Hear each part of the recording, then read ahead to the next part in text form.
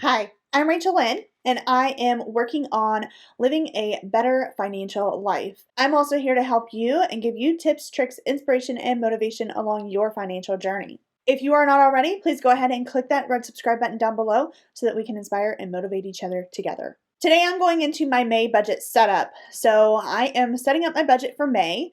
I am actually about right on time, just a couple days before May, and I want to make sure that you are ready for the month of May as well. I know that for me, I'm a teacher, which means summer is close at hand. I don't have any kids, but this is the time where you need to start thinking about your kids in the summer if you have kids, and what are they going to do all summer. I know that I'm not really going to be thinking about kids this summer because I am ready for a break. Let me be clear, I have absolutely loved my class this year. I have had probably the best class maybe that I've ever had. I had another class a few years ago. I only had 6 kids in my class, so it's kind of hard to top that. But anyway, this class has been absolutely wonderful. However, this year has been extremely tiring. It's been a very, very difficult year emotionally for me. I lost my mom right at the beginning of the year, and then just teaching during a pandemic, it's not been easy. So I'm ready for a break. I'm ready for some time off. But one more month of school. And speaking of teaching, I just kind of want to plug this here. I created a whole new channel that is all about teaching and what I do as a teacher. So if you are interested more in what I do as a teacher, then you can go and visit my channel. I will link it down below. It's called Coffee, Teach, Sleep, Repeat, because that is basically what I do with a little bit of YouTube thrown in. And I have some great news. I will have some extra income in the month of May, so that's really good. That is a huge, huge, huge plus because I didn't have it in April. Just buying a house recently too, like, oh man, I need all the extra income I can get. That is for sure. So before I go off on another tangent, let's get into my May budget. Let's set it up and let's see how things are looking for me for the month of May, and just how much I can save on my base salary. So base my budget based on my regular teaching salary, and then anything I earn above and beyond, that is going to go to saving for house repairs and updates. So let's go ahead and get into the budget. So I have already set up everything here. So I have May already labeled. Often I forget to change the month when I copy and paste and then just like delete all of the entries that I have. So here is my budget. This is kind of what it looks like when it's empty. So I have all of this stuff on the side. I have a place for notes. I don't think I have anything for the month of May that I really want to remember, at least right now, but I can add things throughout the month. My income and sinking funds and all of this stuff has been completely emptied out, so I don't have anything in there. We are pretty much going to be dealing with just this part of the budget because this is where I enter in what I'm going to be spending. So right here I have my general budget. That's kind of like what it would be like every month for the generally. That's why it's a general budget. But each month does differ quite a bit. Or even just a little bit. Each month differs. May is going to be a little different because I do have an extra income, which means I have an extra job going on. And I'm going to kind of just go through here. This is my allotted spending for this month, for this year, and this is the part that I change. So for church, I give $150 to my church. My mortgage is $878.84. That includes PMI, which is about $70-ish on there. I'm kind of working towards getting rid of that PMI. I have a video that I hope to put out next week explaining how I'm going to pay down and get rid of PMI without actually paying extra towards my mortgage. My Nelnet undergrad is $77.58. This is a payment that they do take from my account, so I transfer the money from one account to the other. My dad helps me out with this, but he normally pays me in cash. Then I put that cash in the bank. But this is just in case he doesn't pay me. I just have that automatically go. Navient, this one is my student loan for my graduate loan. This payment is not being taken, but I still transfer the money into that account. Then before more interest is added, and because right now it's all at 0% because of the whole pandemic thing, they have waived that interest. So both of those student loans are not earning interest, but Nelnet still takes the payment. Navient doesn't, but I can go in and make that payment. But I transfer that money each month as if I'm making that payment, so that, you know, it's just, I don't see it. That is $72.52. This, I actually changed it. It used to say extra payment on debts, and that's not really my current goal right now. So this is extra savings or debt payments, and this last month my goal was $219.30. So this is why I had to have a general budget and then my regular allotted spending, because right now I don't know how much that's going to be. I need to go back and fill this in last. So right now it's going to extra savings. I am planning on getting new windows as soon as possible. All my extra money right now is going into savings for that, as well as some other house updates.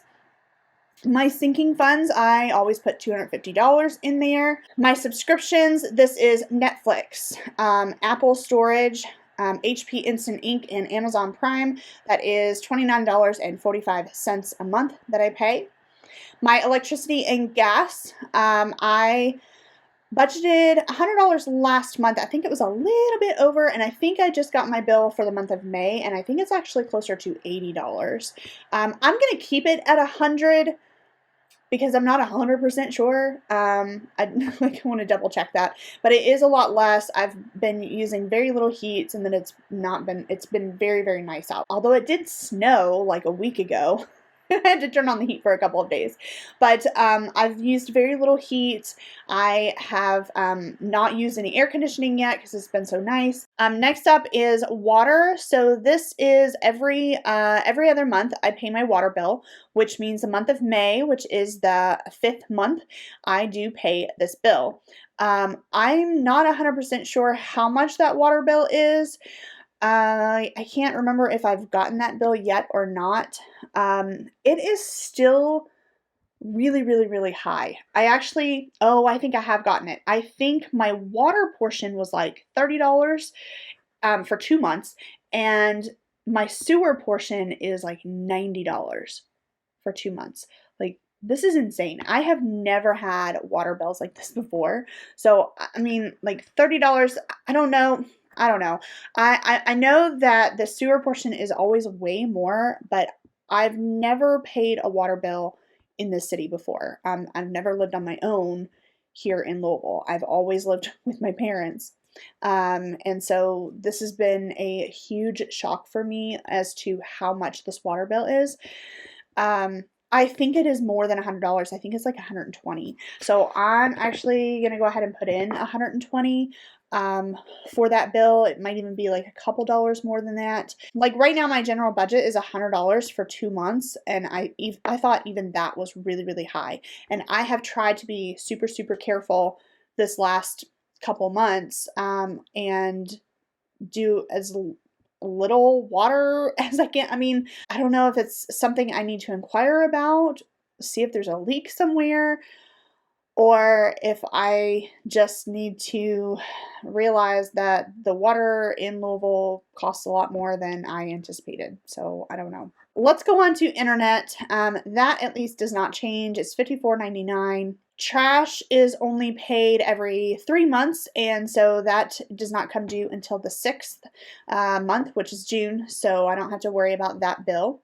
My Verizon bill is usually about $54. Lately, it's been like $52 and some change, so I'm happy with it being a little bit less. That's fine with me. Gasoline is $50. I think I might actually take this up just a little bit. I don't know if I want to do like 60 or 70, 75. I might do like 70. $70 just because I do have an extra job, but I don't know if I'll actually be doing a lot of driving because I'll usually probably go with my dad. We work at Churchill Downs together. If I can get away with less gas money, that'd be great. But I'm just going to raise it up just a little bit just in case I do extra driving because of working at Churchill Downs.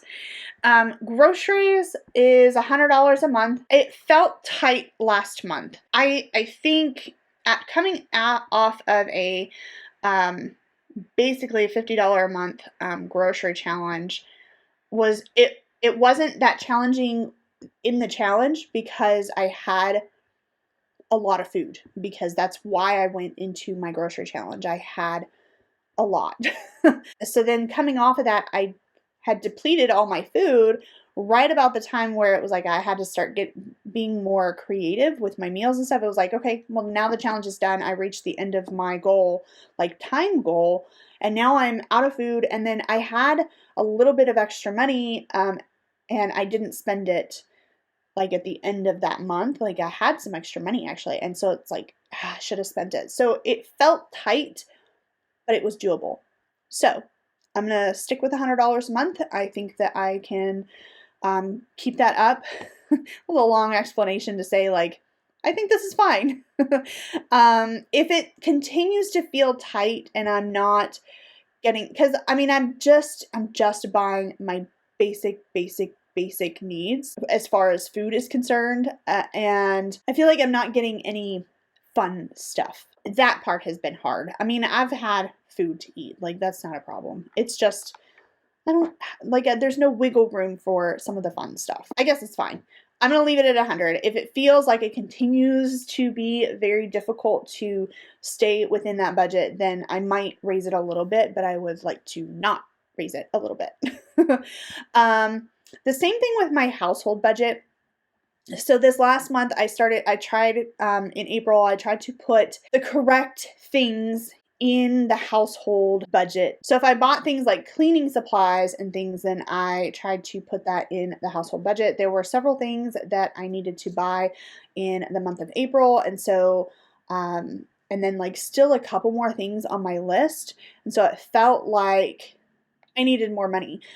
But these are things that is like, okay, I'm going to do my best to not spend any more money in this category. If I can just last until the next month, then I can buy those things. And while it was kind of hard at first, I've been able to make it. So $50 has worked. I don't think it's going to be like, I'm not going to need this many cleaning supplies every single month.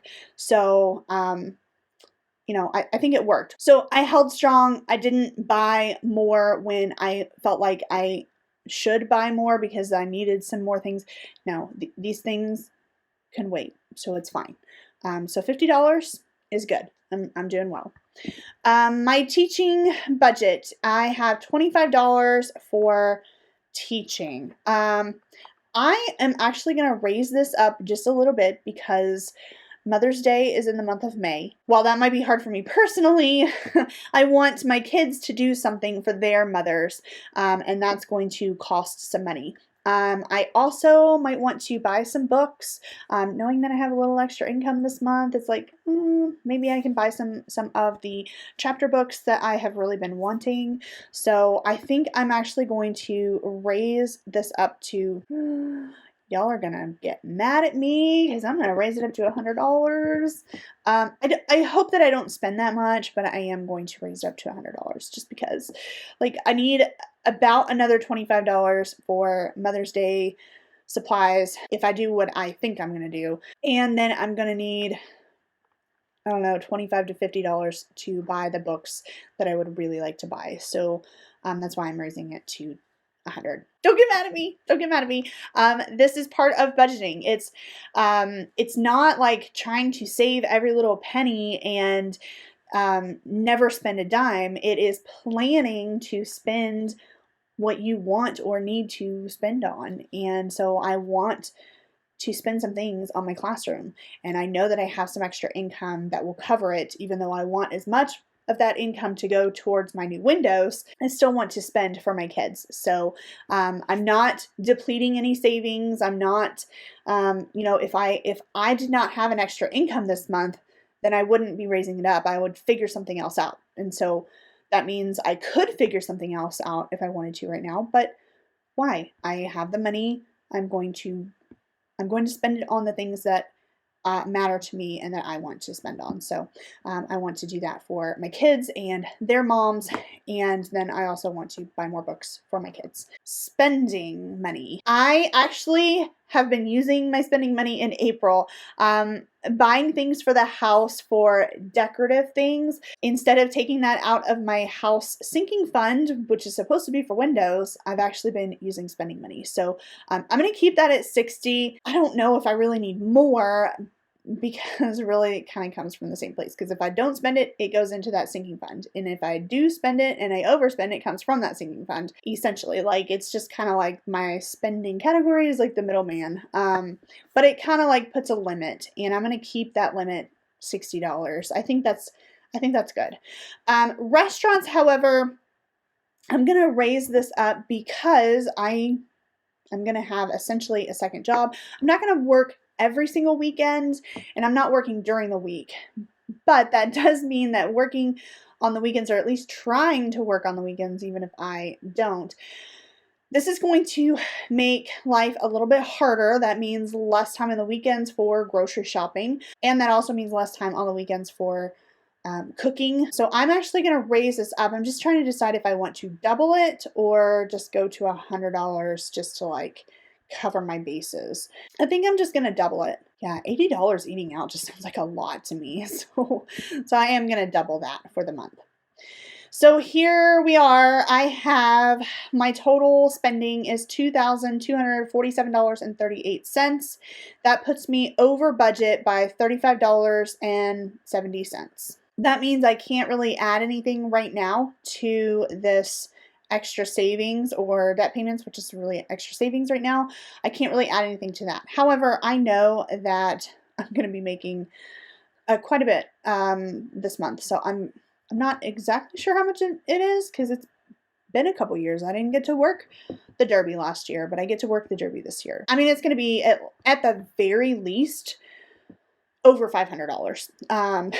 So I'm like really crossing my fingers that it's going to be like over $1,000. So I'm like really hedging my bets here and saying it'll be over $500. I think being $35 over budget when I've given myself a lot of extra money to spend I feel like that's really good. Like, I almost wonder if I take some of these things down a little bit, maybe I could be even and be at a zero budget. Like, do I really need to spend $100 on teaching? I don't know. Maybe I can do $75. And if I go over budget, I'm okay with that. Sometimes I will really stick to that budget. But knowing that, I had it at 100, I'll be okay. If I need to go over, I will. But you know what? I'm going to try to keep it under 75. So now I'm only $10. Maybe even restaurants, I can take that down a little bit. Maybe take that to 75. And then my gasoline, I was talking about maybe just doing 60. So look at that. Look, I just completely revamped my budget with just a couple of adjustments here. I now have $4.30 that I can put towards extra savings. $4.30. Hooray! Okay. All right. This will be good. This will be really good. So now I have a zero-based budget right here. All right, we did it. I made a zero-based budget, even though I was fully intending on somewhat overspending for the month because I know that I have extra income. So I'm feeling good about this. I was thinking like, oh man, I mean, like, I know that there's some things that I want to spend a little bit more on this month, and I still might, maybe I'll go over budget in groceries, which actually, now that I think about it, I probably should have raised my groceries up just a little bit, because I might want to have extra, like, quick meals to save money on eating out, as well as, like, extra snacks that I can take to work with me at Churchill Downs. But I'm going to leave my budget as it is. I'm going to try really hard to stay within my budget, but I'm also going to be okay with going over budget in some of my categories if I do, especially knowing that I did lower some. I really do want those windows. I want you to know that if you know that you have extra income and you want to spend more in certain categories than you normally would because of that, like, it's okay. Like, even if you have a certain goal in mind, like new windows or paying down debt or other things, like, you have to decide what is the most important thing for you. Is it new windows? Is it paying down debt as soon as possible? Or is it having extra snacks on hand when you have an extra job and you're going to be extra stressed? I don't know. You have to be the one to make those decisions for yourself. And it's okay. Like, it's okay to spend a little bit more sometimes.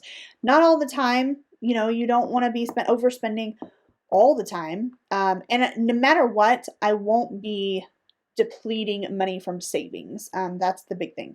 Unless I bite the bullet and buy some new windows in the month of May, but that would come from my sinking funds and it'd be planned. But I don't think that I will, just because I don't have an opportunity to have people come out and get quotes, which I need to do that first. So I'm going to be kind of busy, so I won't be able to do that. So probably won't be getting windows this month.